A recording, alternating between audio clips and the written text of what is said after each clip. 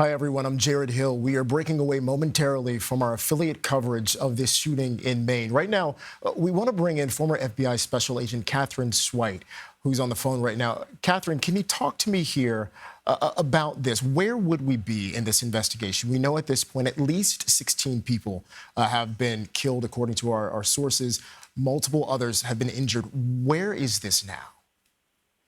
You know, the highest priority, of course, is to find the shooter, right? That's always the first priority for law enforcement. But law enforcement's not the only first responders. The secondary responsibility, of course, is to save as many lives as you can. And it sounds like a lot of people have been shot in multiple locations, and that makes it very complex. When you think about how many people might be involved or injured and what the capacity is for the hospitals, ambulances, there's probably very likely transports that involve personal cars, but also law enforcement cars. So the law enforcement officers are working, first and foremost to find the suspect. But if they're not working in an area where they're finding the suspect, then their highest priority is to save lives. Can you talk about how an investigation like this happens, how this goes about in a relatively smaller city? This is not a major metropolitan area.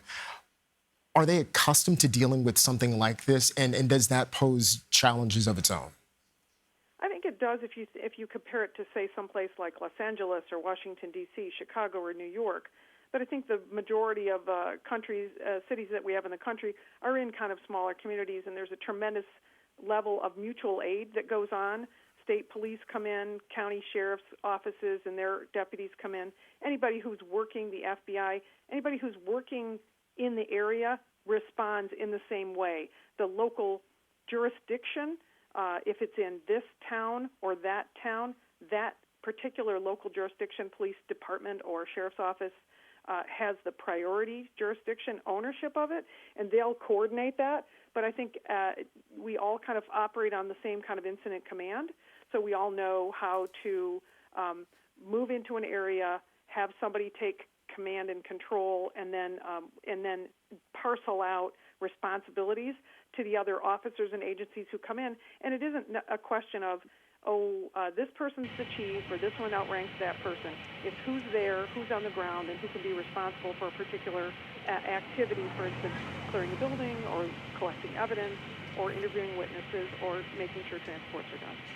Looking at some of the pictures that we have seen, some of those surveillance images of the suspected gunman, is there anything in particular that stands out to you, or anything that you see?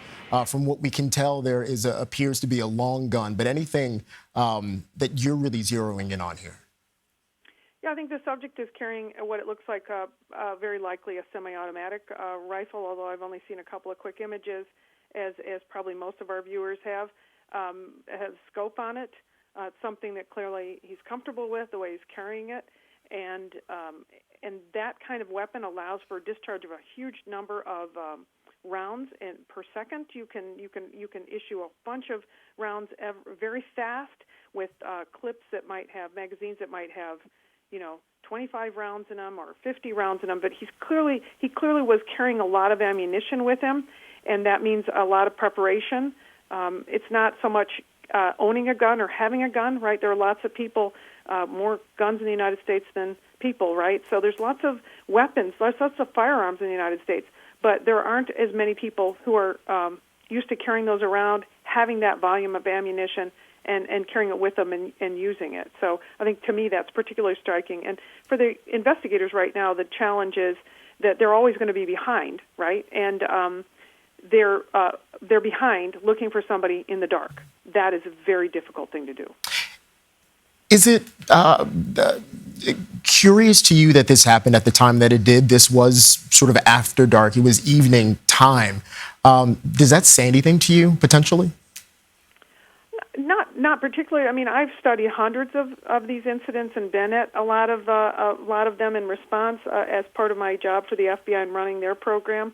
And most of the shootings, I think it's absolutely, you're right to observe that most of the shootings happen during the day, but I think it's more of the opportunity of when this person decided to act. And, this is a weekday, and most of these types of shooters shoot in an area where they're familiar with, go to locations they're familiar with, and we may find that it's something as as simple as this is a place where the individual worked, or someone who the shooter knew worked at that location. Maybe he had frequented the bar and the bowling alley, and he was out, expressing his frustration with the world, whatever his particular grievances, or real or perceived grievances are, at a time when he was available to do it.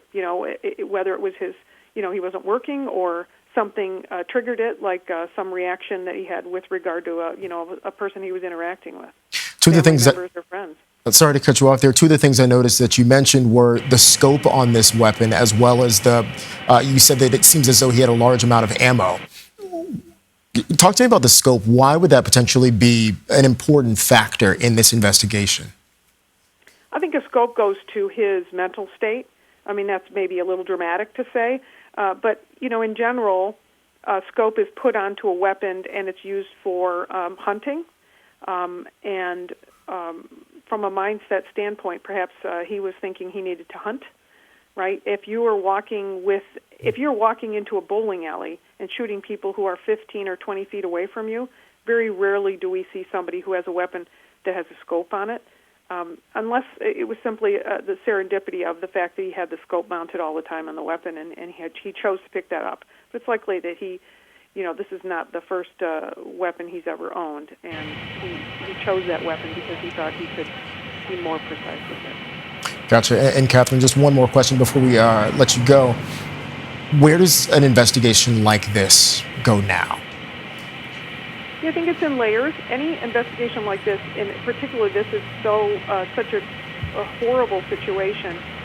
There are things that are just really required, and they're layered. First, you have to find the suspect. You have to get hold of him so that the communities, which in this case there's more than one, which makes it worse, are feeling comfortable that they don't have a killer outside hiding in their shed, in their garage, in their yard, or breaking into their backyard, or they're going to find them tomorrow morning when they go to school or they go to their business. Those are all things that run through your mind. So it's important that we find the shooter first. And then the triage and the recovery and getting the medical care for those individuals immediately kind of moves to survivors. And how do we deal with the survivors? How do we deal with the families? The massive evidence collection effort that likely will, the FBI very likely will collect the evidence in this case, only because they have the largest teams, the largest number of people. So that's what's going on right now. The people who aren't hunting for him are working on how do we preserve the scenes, collect the evidence, and interview everybody we can possibly interview. And it may seem incredibly complex, but it's been done plenty of times before, and law enforcement knows how to get it done right. That is a very sad reality. Katherine Schweit, thank you so much. We're going to go back to our coverage from our Portland, Maine affiliate, WGME. Thank you.